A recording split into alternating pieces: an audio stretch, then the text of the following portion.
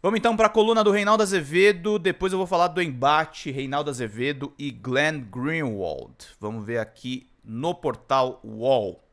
Supremo Tribunal Federal não faz censura prévia, nem caça mentiras, a menos que essas mentiras sirvam ao crime. Defesa importante que o Reinaldão está fazendo da Suprema Corte. Vamos ver juntos. É mentira, nada menos do que isso, que o STF ou o TSE tenham decidido bloquear páginas e perfis nas redes sociais porque eles espalham mentiras. Fosse assim, os que sustentam essa bobagem deveriam ser eles próprios banidos. Todas as vezes que os tribunais atuaram, eles os fizeram no enfrentamento ou de crimes eleitorais ou da pregação do rompimento do Estado de Direito, da promoção do golpe de Estado e do incitamento à violência, no âmbito dos inquéritos que investigam as organizações criminosas. A fake news é só um instrumento de ação que merece punição do sistema de justiça. Jair Bolsonaro, nota-se, vive a pregar por aí, numa óbvia inspiração aos seus. Fake news não é crime, pois é. Atirar com arma de fogo, em si, também não. E matar. Trata-se de uma grave distorção a confundir esses bloqueios com censura prévia, na prática, de fato, infelizmente, vedada pela Constituição. Às vezes é preciso escancarar a porteira que dá acesso ao conceito com um exemplo. Torne-se o indivíduo X, alusão apenas à incógnita, não ao cógnito notório, que é o Elon Musk, se flagrado nas redes sociais, produzindo material de suposto apelo científico e técnico, que faz apologia a esse crime grave que tá na tela aí, que eu não posso falar por causa do YouTube. O que se deve esperar da autoridade? Pergunta Reinaldo Azevedo. E se tal pessoa se conecta com outras, de modo que se pode, ainda que antes da conclusão do inquérito, do oferecimento de uma denúncia ou de uma condenação, inferir que se trata de uma possível organização criminosa?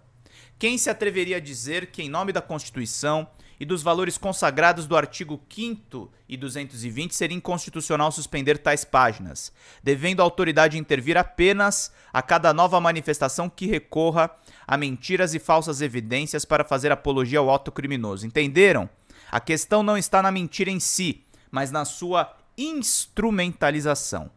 Ah, mas a pedofilia é crime, Reinaldo. Sim. Também o são a tentativa de abolição do Estado de Direito e o golpe de Estado e a vinculação à organização criminosa. Porque essas transgressões haveriam de merecer um tratamento mais benevolente, pergunta Reinaldo Azevedo. Não se tem notícia porque não aconteceu.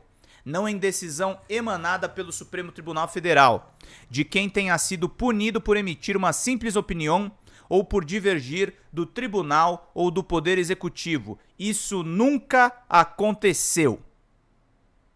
Acusações absurdas. Tudo ainda é muito nebuloso e não conhecemos por hora o que exatamente quer Elon Musk.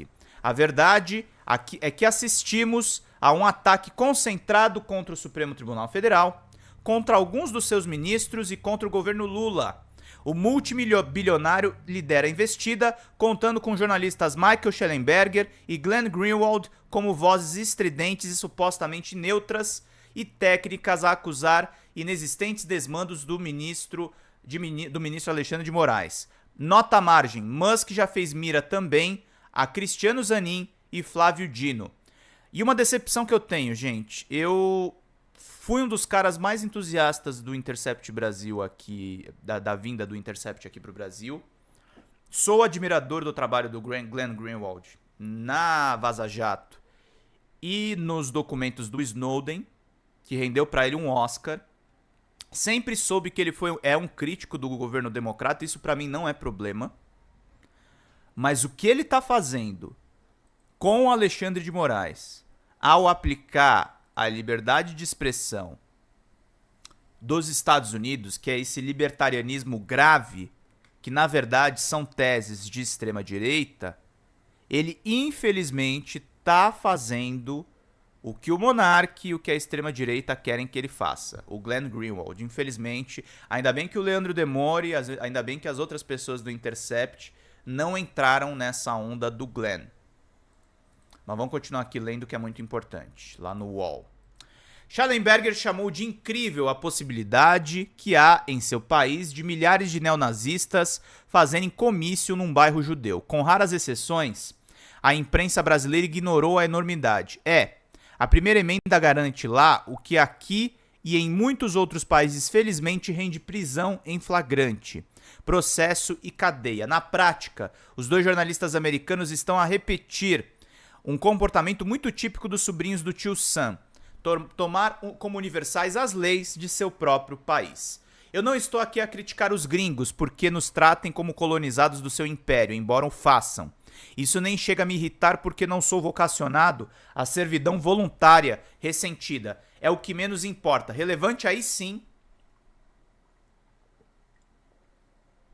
é o fato de que os Estados Unidos não são um exemplo a ser seguido em matéria de liberdade de expressão. Não o são porque Schallenberg considera incrível, não passa de condescendência com a barbárie. Não são porque ainda hoje, naquele país, um juiz federal pode mandar prender ou multar um jornalista caso este se negue a revelar a sua fonte em caso de processo em que se considera que há desprezo à justiça.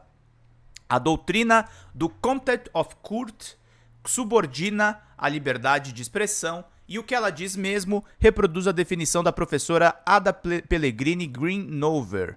A origem do Contempt of Court está associada à ideia de que é inerente à própria existência do Poder Judiciário a utilização de meios capazes de tornarem eficazes as decisões emanadas. É inconcebível que o Poder Judiciário, destinado à solução dos litígios, não tenha condão de fazer valer os seus julgados. Também no Brasil as decisões da Justiça têm que ser cumpridas. Claro, é igualmente inconcebível que ela não faça valer os seus julgados, mas não se tem notícia de que o Supremo Tribunal Federal tenha imposto a algum jornalista a revelação das suas fontes, ainda que se possa suspeitar que uma reportagem ou denúncia tenha origem em um crime. Por isso mesmo, no dia 8 de agosto de 2019, noticiou o site do Supremo: o ministro Gilmar Mendes, do Supremo Tribunal Federal, deferiu medida liminar de arguição de descumprimento de preceito fundamental, a DPF 601, garantindo ao jornalista Glenn Greenwald não ser investigado pela divulgação de informações que preservam o sigilo de fonte. Obrigado, Roberto Silveira Duarte! Obrigado, meu caro. A ação ajuizada no Supremo pela Rede de Sustentabilidade, que pediu a declaração de constitucionalidade de atos de instauração dos inquéritos, com o objetivo de investigar o jornalista do The Intercept Brasil.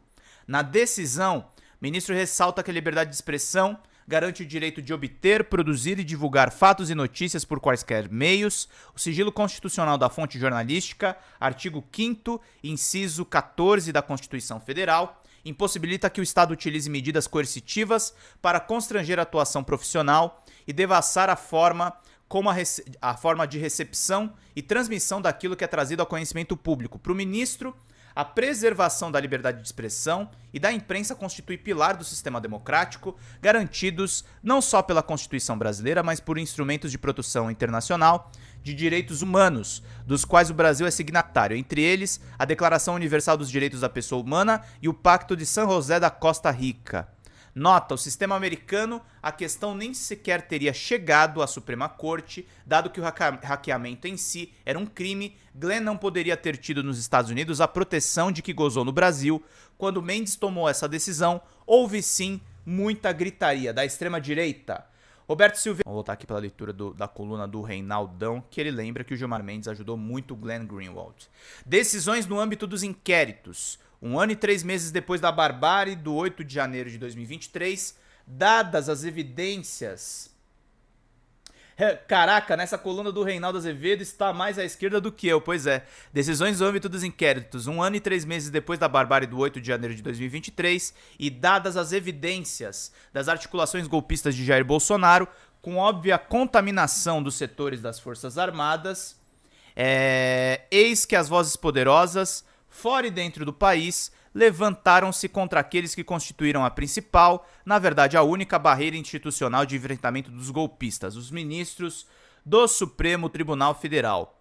E esse enfrentamento não começou depois daquele dia bárbaro, deu-se ao longo de 4 anos. O Congresso, infelizmente, estava com uma maioria rendida às tentações golpistas. Como ignorar que essas duas PECs estupidamente legais foram aprovadas na boca da urna para tentar virar o resultado e quase lograram seu intento? Se os instrumentos legais que dispunham o TSE e o Supremo, alguns deles vilipendiados por gente como Glenn e por setores da própria imprensa, o desastre seria certo. Já escrevi e reitero, não creio que um golpe se sustentasse muito tempo, mas a que custo? Caminhando para a conclusão, chamar de censura prévia a suspensão de páginas de criminosos que as empregam justamente como instrumento para a efetivação dos seus desígnios expressa uma formidável confusão de conceitos. A Constituição protege a liberdade de expressão, mas não o crime. A Carta Brasileira, por exemplo, não abrigaria nazistas que fosse fazer proselitismo num bairro judeu. Nem no não judeu não se acha isso incrível por aqui. A liberdade de expressão, a exemplo de toda garantia legal, não é absoluta, como é, sei lá, o direito de empreender. Se a justiça paralisa o funcionamento de uma empresa que falsifica produtos, cabe indagar. Ela estará interrompendo um crime ou atacando o empreendedorismo? É falso que o Supremo esteja à caça de mentirosos na rede. Combate, isso sim, aqueles que utilizam de mentira para seus desígnios criminosos. Talvez Schellenberger considere alguns deles verdadeiramente incríveis. Quem falou incríveis foi esse pseudo-jornalista aí do Twitter Files, que o Reinaldo dá uma bela enquadrada. E a enquadrada do Reinaldo ainda foi pior, gente, não no UOL, mas no X, que o DC